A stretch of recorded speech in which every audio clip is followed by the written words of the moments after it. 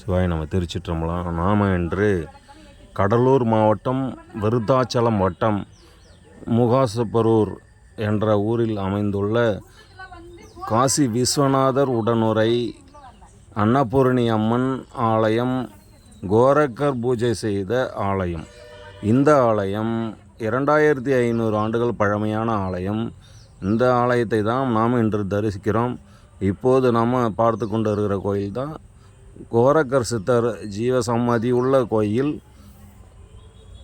அன்னபூரணி அம்மன் உடனுரை விஸ்வநாத பெருமான ஆலயத்தை நாம் இன்று தரிசிக்கும் பாக்கியம் பெற்றோம்.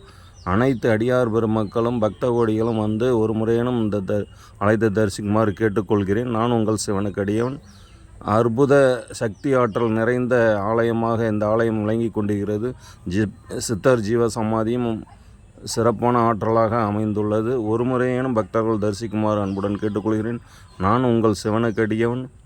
திருச்சிற்றம்பலம். அரகர நம பார்வதிபதே. தென்னாடுடைய சிவனையை போற்றி, எந்நாட்டவர்க்கும் இறைவா போற்றி, ஏகம்பத்திரைந்தாய் போற்றி, பாகம் பின்னுருவானாய் போற்றி, அண்ணாமலை மன்னா போற்றி, கண்ணாரமதடலை போற்றி, காவாய் கனகத்திரலையை போற்றி, கைலை மலையானையை போற்றி போற்றி.